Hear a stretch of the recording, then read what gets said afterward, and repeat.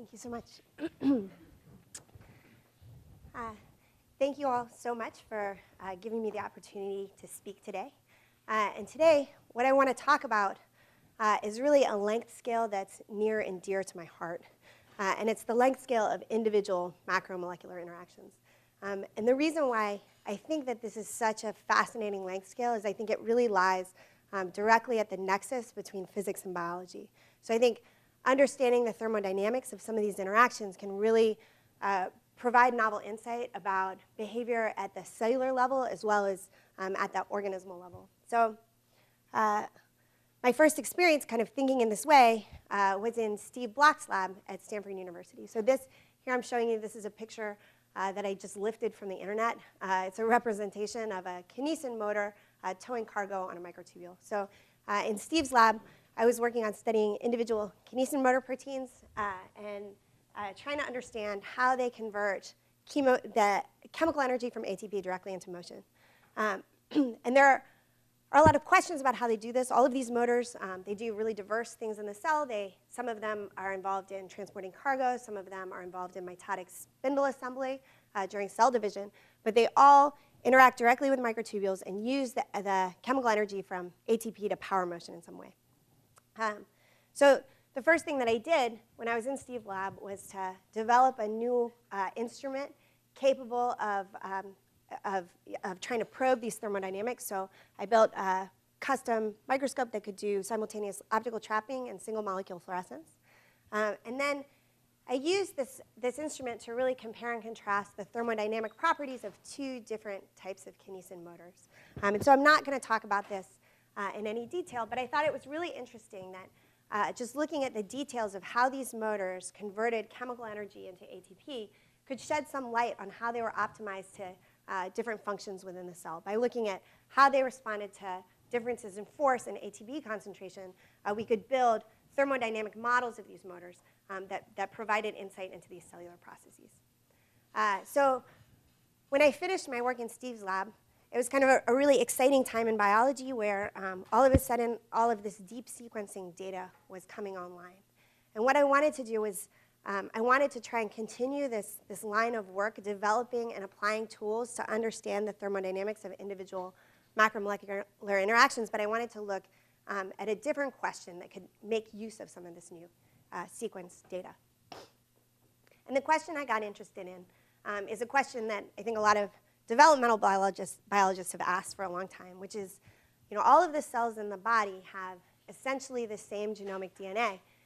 And yet somehow, by expressing different subsets of genes at different time points during development, they can proceed through a whole host of really different fates. So a central question is, how do they do that? How do they know which sets of genes they should express at any given time? And this is a process that's exquisitely regulated on a really wide variety of scales. But I think at a very central level, again, it really comes down to individual macromolecular interactions between a single transcription factor that binds to DNA regulatory elements within the cell. And at this point, I think we're starting to know a lot about this process from the perspective of DNA. So huge multi-lab consortiums like the ENCODE project have really tried to systematically identify these different DNA regulatory elements in different cell types at different points of time. But I think we know much less about this problem from the perspective of the protein. And it's a really tricky problem. Proteins need to somehow find their regulatory binding sites within all of the genomic DNA in the presence of a whole host of other proteins. And it's both an interesting biophysical question, but I think there are also a lot of practical applications here, and that understanding this regulatory process and how mutations affect this process can answer a lot of questions about human disease and improve our ability to design promoters for synthetic biology. Traditionally, I think we've kind of thought of this problem like this, where the idea is we've got some cartoon representation of a circle transcription factor that's interacting with some string of letters, with the idea that then maybe we could take the string of letters and we could search the genome and we could look for instances of this string of letters and figure out where it binds. But I think that's really kind of a gross oversimplification of the problem, right? We know that these proteins, they're three-dimensional structures that are interacting with a three-dimensional DNA substrate, And at the other end of the spectrum, we have crystal structures that provide, in really exquisite detail, information about individual protein residues and exactly how they contact the DNA. But to my mind, I think that even this is sort of an oversimplification of the problem, because transcription factors don't just bind one single high-affinity binding site. Instead, they bind a whole spectrum of target sites with a variety of affinities, both strong and weak interactions. And a lot of these weak interactions are biologically important, they're evolutionarily conserved, and they're required for the function of protein in cells. So today I want to start out by talking about a tool I worked on to develop during my postdoctoral research to really try and make quantitative measurements of how transcription factors interact with really large sets of sequence to try and better model how these interactions take place and perhaps improve our ability to predict these interactions in vivo. And then I want to tell just two stories about ways that I've used this tool to understand transcription factor binding. First, looking at the unfolded protein response in yeast and also looking at FOXP2, the human speech gene.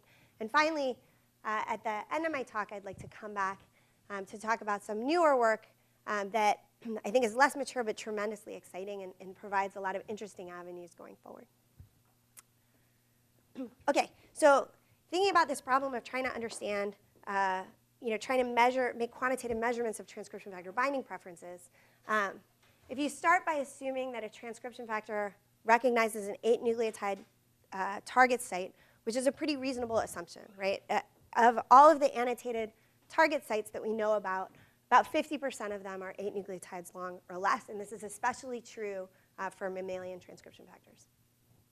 If we wanted to test all of these combinations, one by one, we would have to do 65,000 different experiments in parallel. So this is a tricky experimental problem to tackle. So in order to tackle it, I'm going to bring two tricks to bear.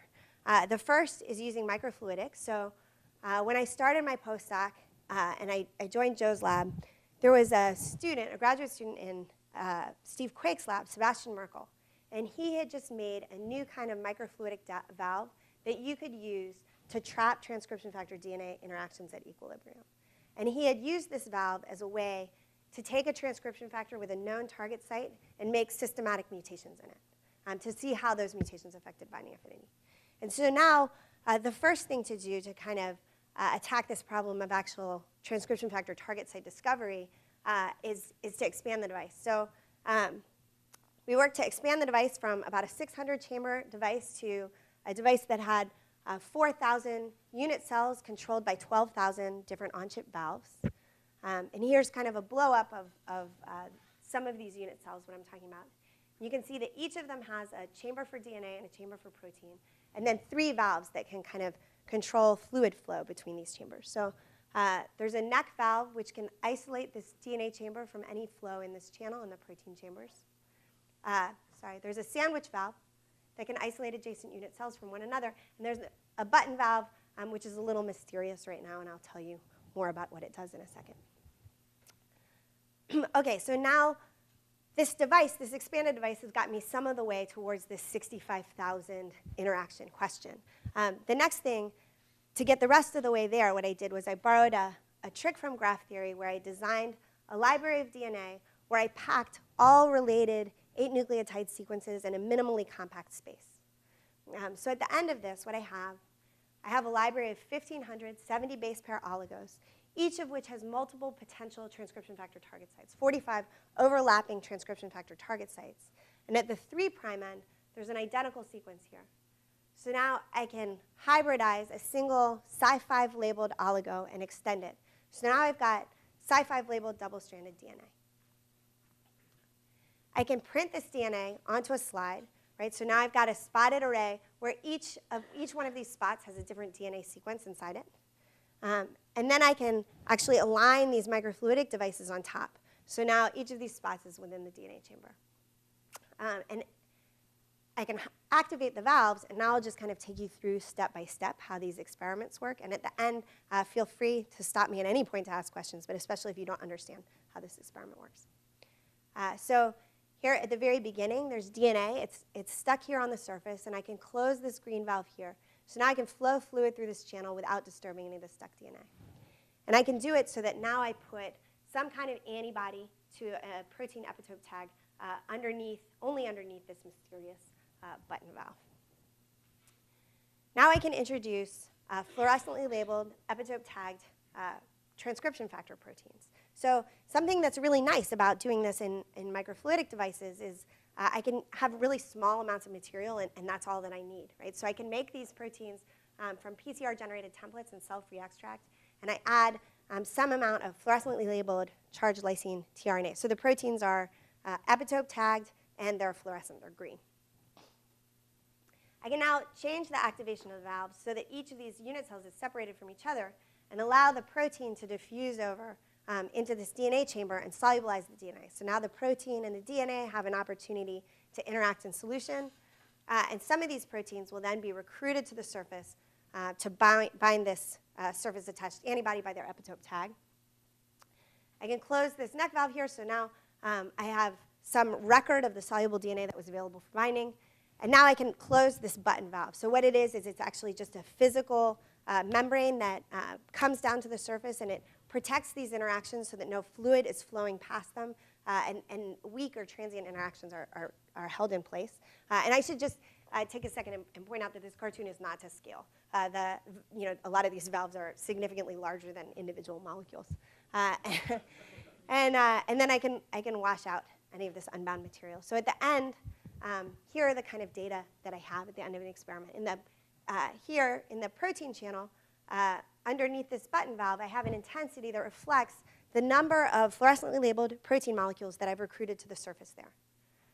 And then in the DNA channel, here I have, in that same space, a fluorescence intensity that reflects the number of DNA molecules that was recruited by that surface-bound protein, right? So here, in these two channels, you can see it's completely dark under the button. No DNA was recruited by that surface-attached protein. And that's what the chip looks like if I don't have any sequence-specific DNA binding protein there. But here in this third channel, this is a sequence that was really strongly preferred by this protein. So you can see the intensity is actually high.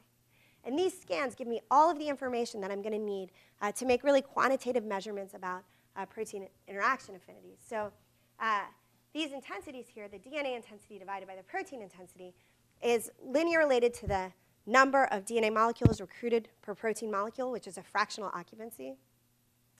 And then up here in the DNA chamber, the intensity there is linearly related, and I can calibrate this, to the soluble DNA concentration available for binding.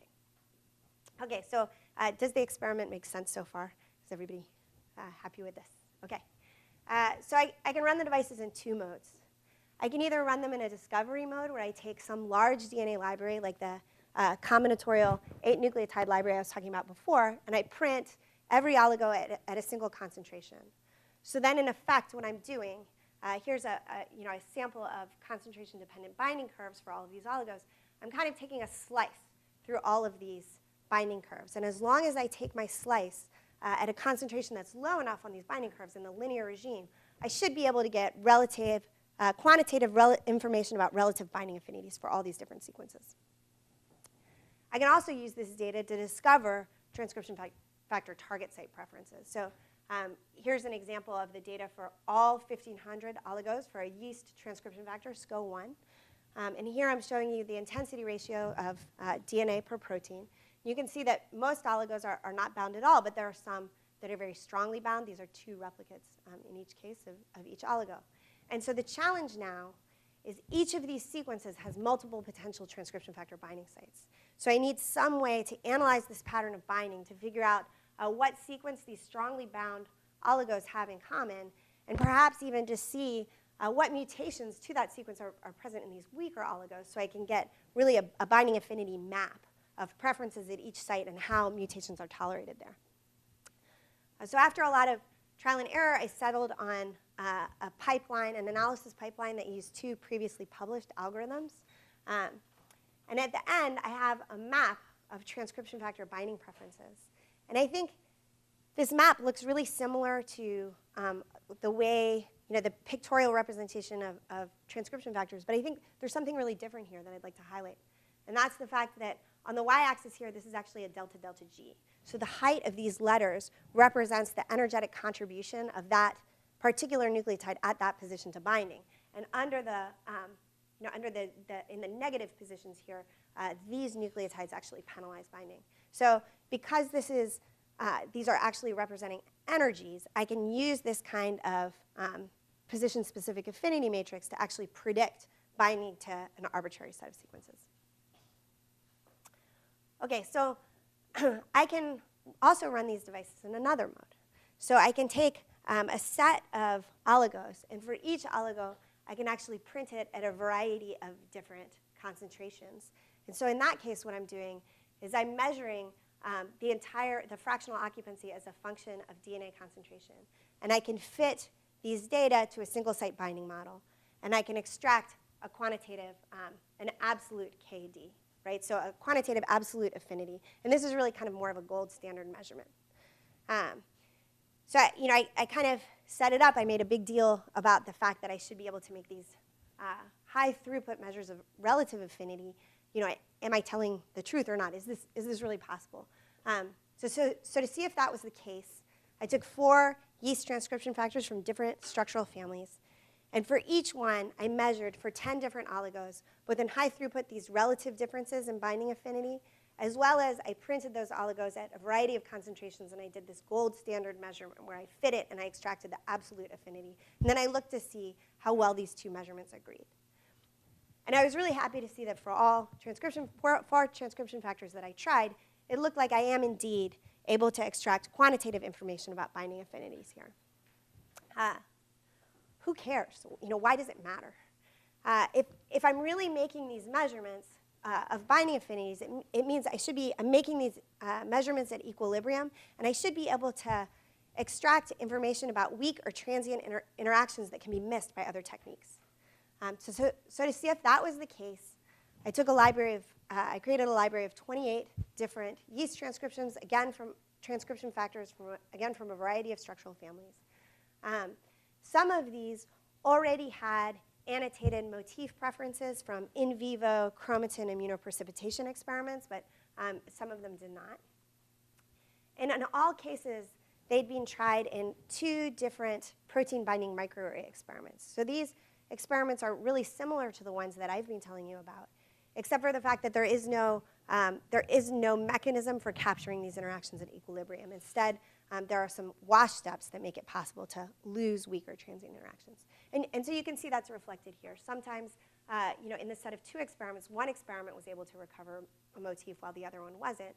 And these data often also include transcription factors which had no protein-binding microarray data, or in some cases, no previously annotated DNA binding data.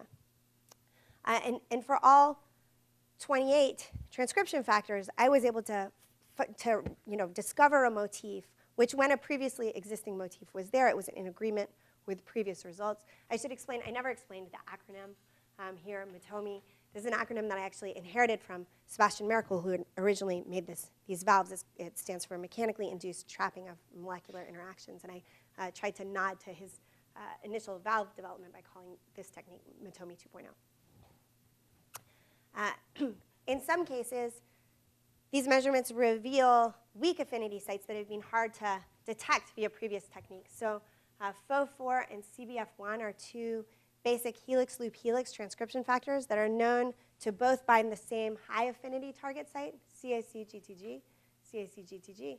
But in each case, they also bind a weaker secondary site. So for FO4, in the 6th position, FO4 can tolerate a T instead of a G. CBF1 can tolerate an A instead of a G. And these weak affinity sites are thought to be important for allowing these proteins to perform different functions in vivo. In previous experiments, only the CAC-GTG high affinity site had been discovered. But in both cases, with the MATOMI 2.0 experiments, we were able to see here for FO4 at the 6th position, we see both the G and the alternate T site, as well as for CBF1, in the 4th position here, we see the G and the alternate A. Okay, so I've always been interested in technology development. I think technology development by itself is pretty cool, but that's not always a view that's shared by the rest of the world. And so a valid question is, a technique is really useful if it allows you to ask questions that you couldn't ask previously. So now I want to just kind of highlight the way I've been able to use this technique to address two biological stories. The first is using this platform to really drill down and look at the binding preferences of an individual transcription factor that's critical for the unfolded protein response. And then the second is looking at how changes in binding specificity could change transcriptional networks during evolution.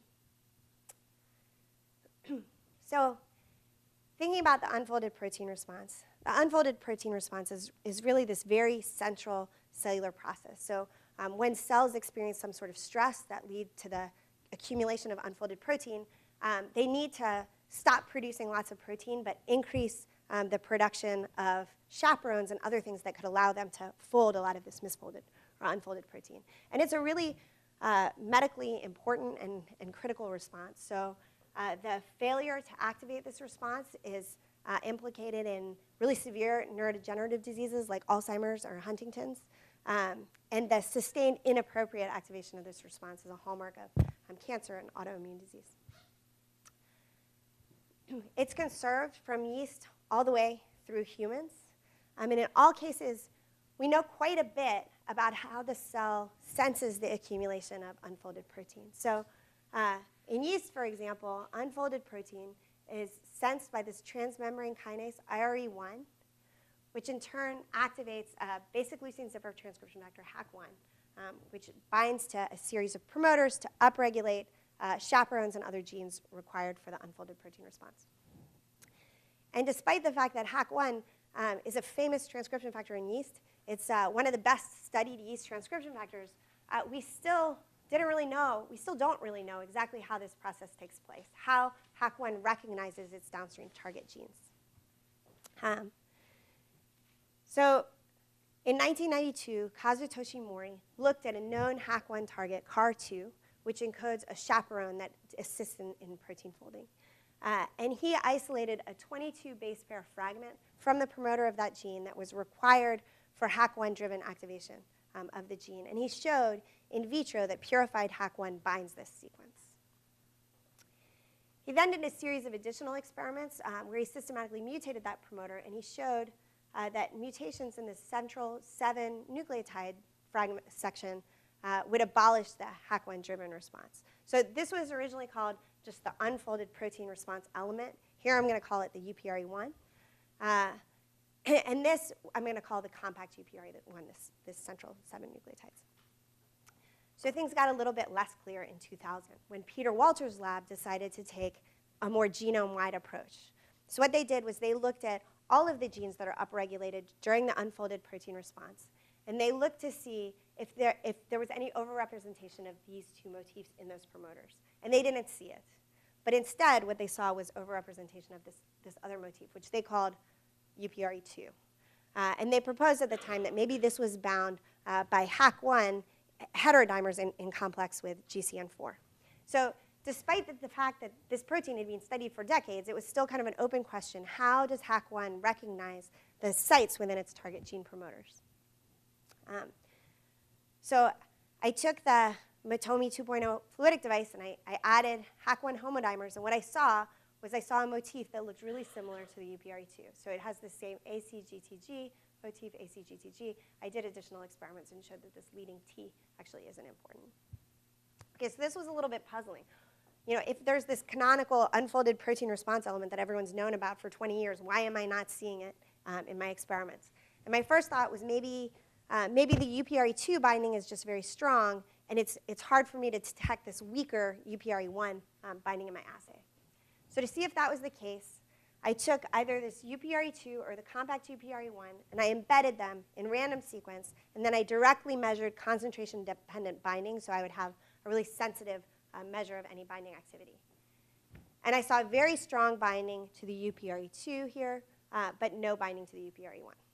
Okay, so this is starting to get a little worrisome. Why am I not seeing any of this canonical unfolded protein response element?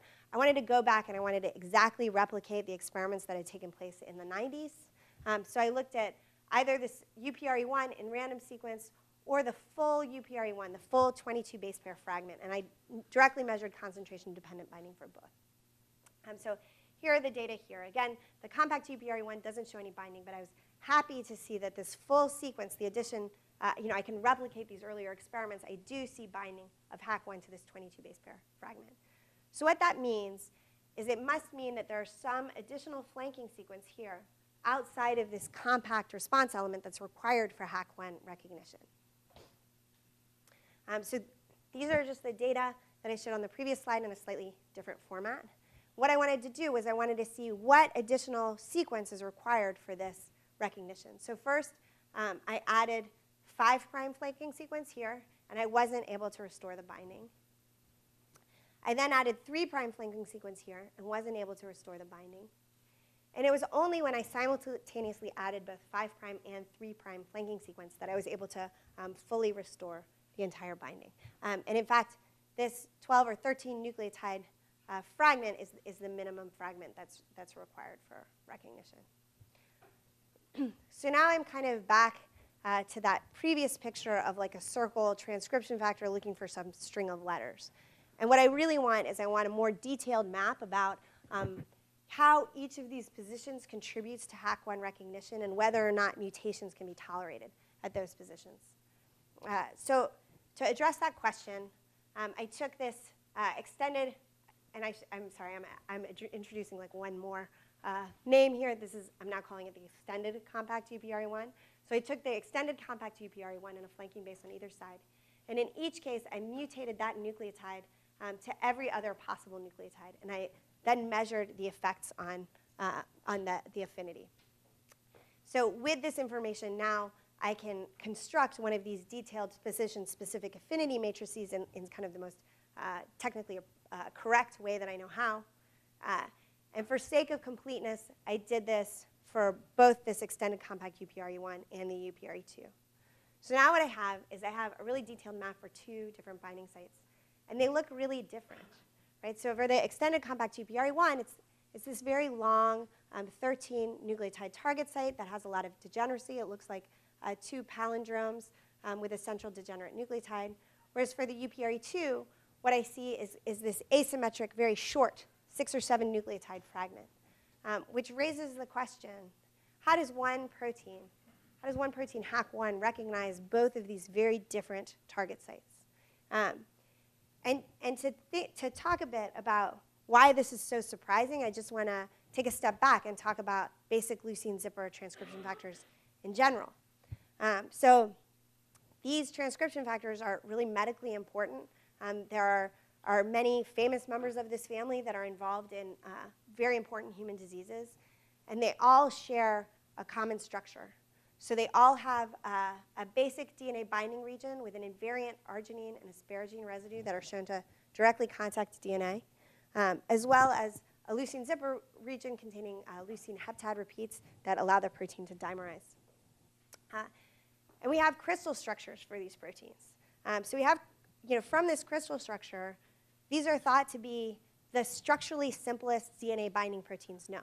Right? So they bind to DNA kind of like a pair of chopsticks. They take their basic DNA binding region, they insert it into the major groove of the DNA. So if these are such structurally simple transcription factors, how are they recognizing these 2 really different binding sites? In order for that to be the case, it seems like they must be binding DNA in 2 different modes. There has to be some change in binding. And if that's true, then I should be able to make a mutant that can only recognize one motif but not the other, right? So to see if that was the case, I created a library of random HAC1 mutants that had random mutations in this N-terminal region, up to and including the first part of the basic leucine zipper. And then I teamed up with Peter Walter's lab, and we made some yeast constructs that had either a red fluorescent protein M-apple under the control of 4 repeats of this UPRE1 motif, or a green fluorescent protein, the GFP, under the control of 4 repeats of this UPRE2 motif. And then I added either wild-type HAC1 or this HAC1 mutant library, and I looked to see how the fluorescence changed. So here I'm showing you data for wild-type constructs. I should tell you that each one of these spots represents the average fluorescence from a population of yeast all grown from a single clone.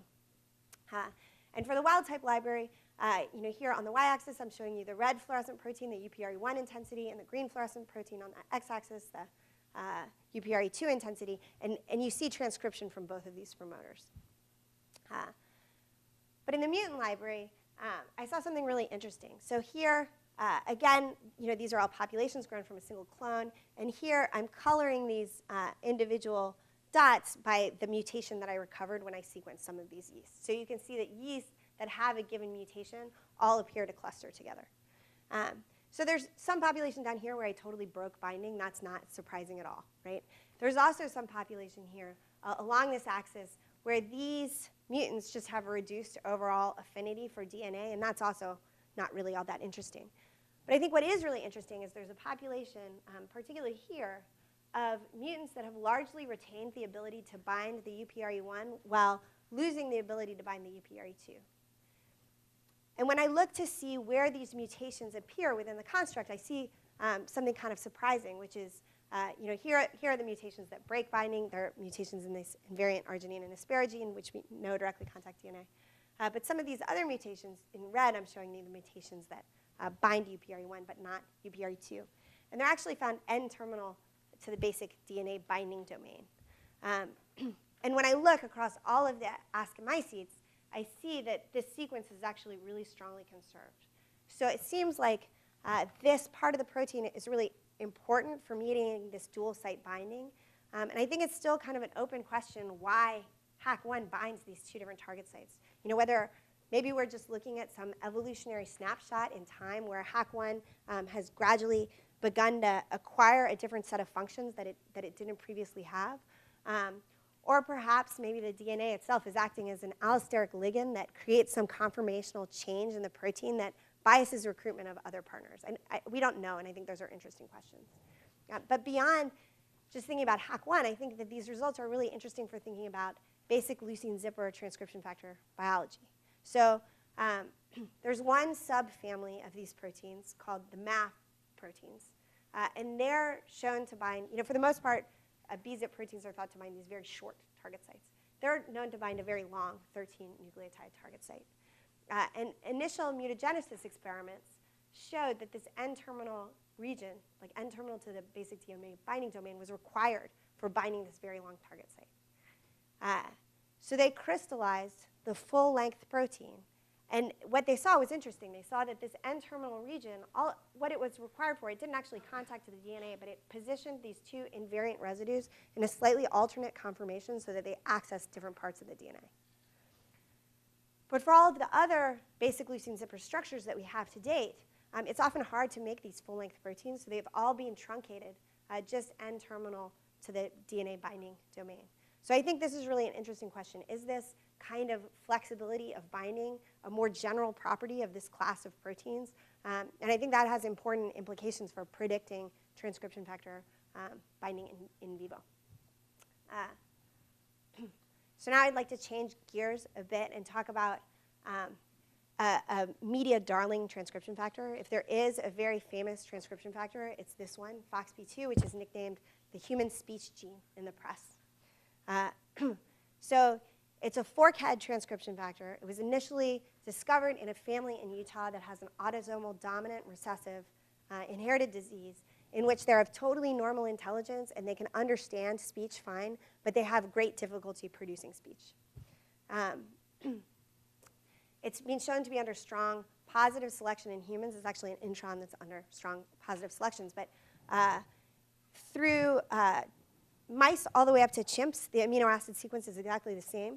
And then between chimps and humans, there's 2 amino acid changes in the protein. If you disrupt the endogenous mouse version of this transcription factor, they have greatly reduced ability to make noise.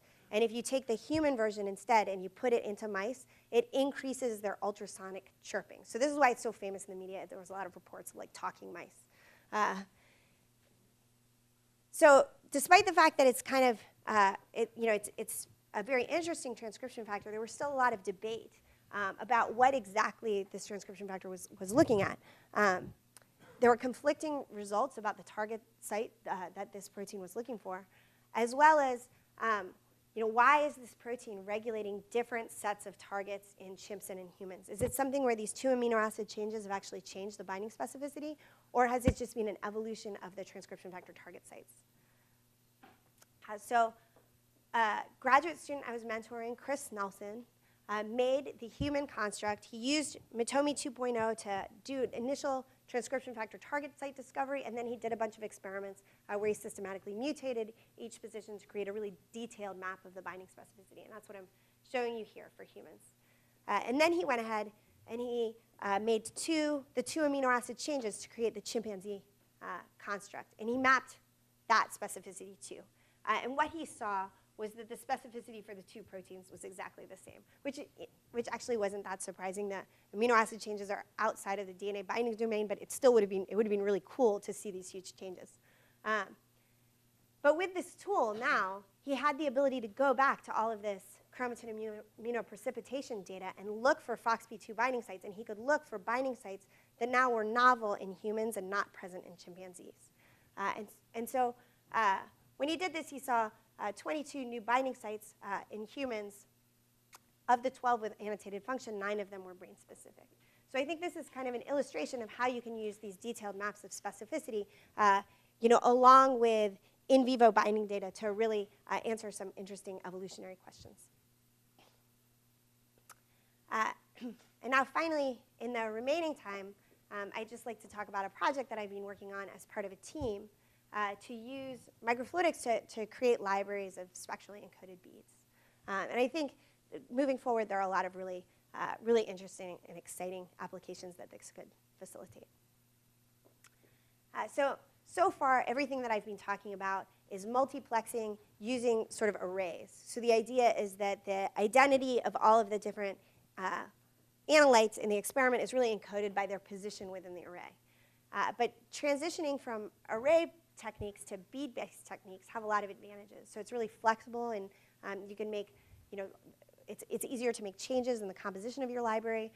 You also have the ability to potentially access much larger spaces, and the kinetics of the bead-based kinetics are much improved compared to surface-based kinetics. But you have a new problem, which is now you need some way to keep track of what are the things on each bead. And an attractive way to do this is to use spectral encoding. So here, I'm showing an example of a spectral ratiometric encoding scheme where I have 3 different colors. And each bead, I've taken one color and I've embedded it at the exact same concentration in each bead. So this is kind of an internal normalization that I can use to compensate for differences in excitation or emission collection efficiency. And then I varied the ratio of these other 2 colors. This kind of scheme can get you to very large potential code spaces. So the number of codes is given by the number of intensity levels raised to the number of colors. So for example, 2 colors, like I'm showing you here at 10 levels each, you're already up to potentially 100 codes. This isn't a new idea. People have done this many times. Maybe the most famous example is Luminex beads. So Luminex beads use organic dyes for spectral encoding. But they're really limited in the theoretical reach, the number of different codes they can create, because the emission spectra of these dyes is quite broad. So when you mix them all together and then you try and figure out how much you have of each one, it's a tricky problem. People have also tried doing this with quantum dots. So here I'm showing you the emission spectra of a variety of quantum dots. And you can see these have a narrower emission spectra, so that's a great step. But they've suffered from a problem, which is that when you pack a bunch of quantum dots together in a bead, the spectra of the individual quantum dots changes. So now, again, it's really hard when you're trying to deconvolve how much of each one you put in there. So we've decided to pursue an alternate approach. We're using lanthanide nanophosphors, and here I'm showing you spectra for 6 different lanthanides: europium, cerium, terbium, dysprosium, samarium, thulium, and erbium. And you can see that these peaks are really very narrow and they're well separated. So this means it should be possible to mix a lot of these together and be able to deconvolve the contribution from each one relatively easily. How are we making these beads? So we built microfluidic devices where we can mix different ratios of these lanthanides. So each input here is really precisely controlled pressure. The pressure is very precisely controlled to vary the amount of each of these inputs go in. And each input has these lanthanide nanocrystals along with some polymer that we're going to use to form the bead and a cross-linker, a photoinitiatable cross-linker. And these three inputs come here. Because we're using microfluidics, the flow is laminar, so we need to introduce some kind of mixing element to create a homogeneous suspension of all of these inputs. And then this aqueous input hits a T-junction, where we have oil flowing this way. So now the oil stream pinches off droplets, and by irradiating the droplets with UV light, we can turn them into solid beads and collect the beads out of the device. And so this is kind of a cartoon schematic of the process. Here's what the device looks like in real life. It actually has 8 different inputs. Here's this long mixing element. And then all the way up here, this is the microfluidic T-junction where the beads are made. And this might be a little gratuitous for this audience, but I kind of never get tired of looking at droplet generation in devices. I always think it looks sort of cool. And so this is just kind of a zoomed-in version of the T device here. OK, so now we've got this way to embed all of these lanthanides into the beads. We need some way to read out the code that's present in each bead. And so I told you all of the good things about lanthanides, that they've got these really narrow emission spectra, but I didn't tell you the bad thing, which is that lanthanides, it's not a fluorescence process, it's a luminescent process. So the lifetime is actually much longer. It's about 3 orders of magnitude longer than fluorophores. So with fluorescence, you can just have things go past a detector, like in a flow cytometer, and you can collect enough photons in that very short transit time that you can resolve the different codes. That's not the case here. So we need some way that we can load the beads in, take images at multiple different wavelengths, and then spectrally unmix those images to read out the code present in each bead. So to get at that, I've developed a microfluidic platform where we can actually load the beads into this linear serpentine array. So we can pack them in here, and then we can image for as long as we need to, collect as many photons as we need in order to resolve these different codes. So right now, we image at 6 different wavelengths, about 1 second exposure for each. And one of our first questions with the system was whether we would have the same problems that people have had with quantum dots. Perhaps when we mix them together, the individual spectra would change, and they would be a bad coding strategy. So to see if that was the case, we created a test set of 24 different codes. So here, each bead has the same amount of europium and varying amounts of samarium and dysprosium. I'm showing you on the y-axis the amount of samarium relative to europium, and on the x-axis, the amount of dysprosium relative to europium. Then we loaded them into these custom devices, and we imaged them. And here are the data from that code set. So each one of these spots represents an individual bead. These gray circles are 3 and 4 standard deviations from the centroid cluster. And I hope you can see that it's pretty easy for a given bead to see which code it comes from, right? We have less than a 0.1% chance of misidentifying a bead, misidentifying the code associated with each bead. And I think some of the linear scheme, I think, sets us up to do some really interesting experiments that I'm happy to talk about during my chalk talk. But I also think something that's cool about this system is that we have the potential to access very, very large coding spaces. So here, if there's I've been working as part of a team with the optics experts and chemists as well. And the chemist on our team has already made improved versions of these lanthanides, so we should be able to get additional intensity levels for even the lanthanide species we have now. So then you could improve the code space that way just by making them brighter. We could also add, he's made these additional lanthanides. So now we could start adding additional species to get up to 40,000 codes, which I think is already a very large code set where we can do a lot of interesting experiments.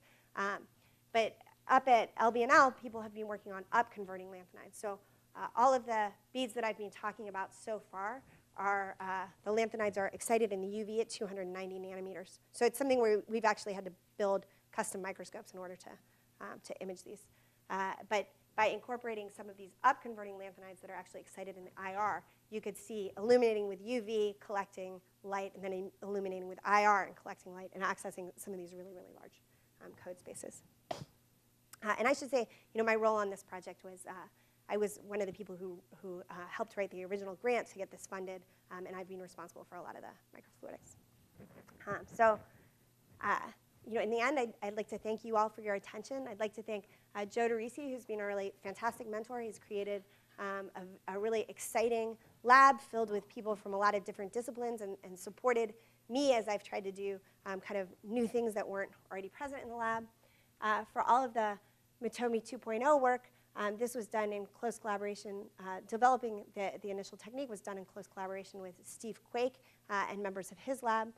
All of the Hack1 UPR work was done in collaboration with Peter Walter, Hannah El-Samad, and in particular David Pincus from their labs. I didn't have time to talk about any of this work today, but I've also done some interesting work in Canada albicans in collaboration with Sandy Johnson's lab. The FOXP2 work was in collaboration with Chris Nelson, and the encoded beads were really a team project worked on by both Kurt Thorne, Brian Baxter, Camilo Diaz-Botia, who's now a bioengineering graduate student here, and Rachel Gerver is also a really talented bioengineering graduate student here. Brett Helms is up at the Foundry. And I'd like to thank, I was initially supported by a Helen Hay Whitney fellowship, and I'm currently supported by an NIH K99 fellowship. So thank you all for your attention, and I'd love to take any questions.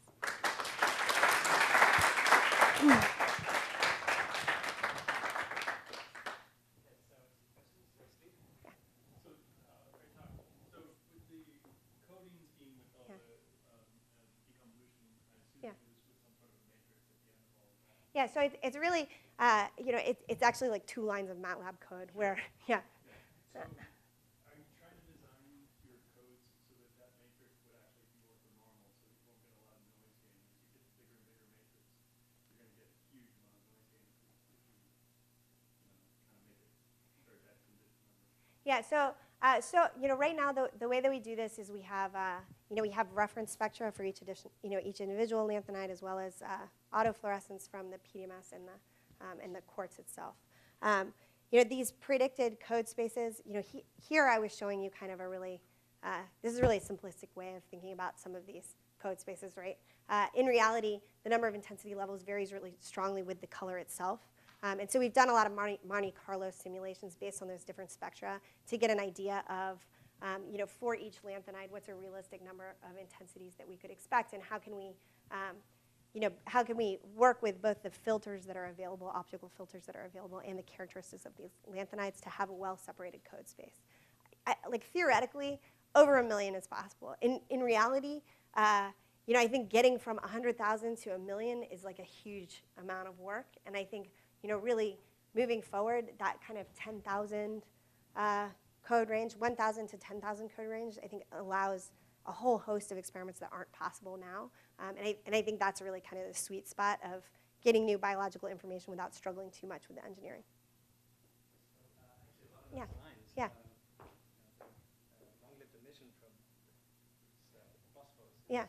Dear to my heart. Yeah, yeah, I would There's imagine. measurements across Yeah. Edmund Becquerel in 1880. Yeah. And this is an advantage then. Yeah. Because you have, Gated tens to fluorescence. hundreds of microseconds Yeah. to millisecond time constants Yeah. of decay Yeah. that get you around the background of Yeah. any autofluorescence. Yeah. And so you can do essentially species-associated lifetime analysis. Yeah, and I saw, so it's both possible to illuminate and then, not collect for some amount of time. So now all of the autofluorescence you've taken care of because that lifetime is so much faster. And I've seen people are actually doing work now where they're using the lifetime of the different lanthanide species as a way to encode. We haven't talked about doing here, but that's another orthogonal way to do it. Yeah. And then also a lot of these you can set at 365. Yeah, so you can all of these are lanthanide ions that are doped into a host matrix. So typically like a yttrium vanadate host matrix. And by changing the properties of that matrix, you can add bismuth, which changes the excitation. Changes where they're excited. You could also, there are potentially ways to move away from nanocrystals and use kind of, lanthanides and antennas, chelators, yeah. So I think there are a lot of potential ways to optimize it moving forward. Yeah.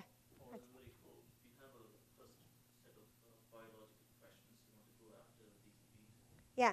idea? Yeah. So, one of the first things. So when I show you that these beads are in a linear serpentine array, they don't need to be in a linear array for any of the experiments I've done so far. So really we've been trying to use them as substrates for making peptide libraries with the idea that you have a one-to-one correspondence between the code and a peptide that you'd like to make. So you can image them in this linear array, read out the code, and then for a given bead, now you say, what's the amino acid I need to add to create the peptide that I want to make? You could sort it into different bins. So this linear array is kind of the first step towards making this kind of imaging and sorting machine. And I've done other things to get us part of the way there now. But I think that the ability to make peptide arrays, 1,000 or 10,000 compound libraries of peptides using unnatural amino acids would be, natural and unnatural amino acids, fluorescently labeled amino acids. You could do protease specificity assays or phosphatase specificity assays. You could look for inhibitors. I think there's a lot of really interesting chemical biology you could do there. Yeah. So you mentioned I'm more interested in your work on the protein DNA. Mm-hmm. So in this case, you mentioned that there are two different bonding sequences Yeah. for the PAC one. So Yeah. in this case, do you look into how different the DNA structures in this case? Not Yeah. just the protein structure, because you mentioned both of them are 3D. Yeah. In Yeah. this case. Yeah. The other question is related. So, especially for the epigenetic change, you will have a lot that change a lot on the final cell Mm-hmm. transformation that Mm-hmm. you mentioned very early. Mm-hmm. So, did you look at that? Yeah, so there's two questions. The first is, have I thought about the different DNA structures for those two different sequences? And I think, one thing that we really wanted to do was we wanted to crystallize HAC1 in complex with each of these DNA structures. And there was a postdoc in Peter Walter's lab, Katya, who was working really hard on doing that. And a problem was she couldn't get full-length protein, like very large amounts of full-length protein, because that N-terminal region, for some reason, interferes with expression. So it was really hard to do that, which is one reason why we kind of pursued this alternate approach. I mean, I don't know why these two different sequences exist. One, it looks like an asymmetric, almost half site, while the other one looks like a dimer binding site. I don't know what the significance of that is. We did try and look and see, are there sets of genes in which one or the other binding site is overrepresented in the promoters. And the problem is our ability to predict transcription factor binding in vivo is really terrible. And especially for the UPRE2, the amount of information contained within that site is so low, right, that it's really hard. You get tons and tons of spurious binding. So I think one of the most interesting things to do would be just to make, to test cells that have either wild-type HAC1 or one of these mutations that should disrupt binding to only one, and see how does that affect the transcriptome of the cell, how does that affect the phenotype of the cell. I think those are great experiments that we haven't done yet, but I think they're great suggestions.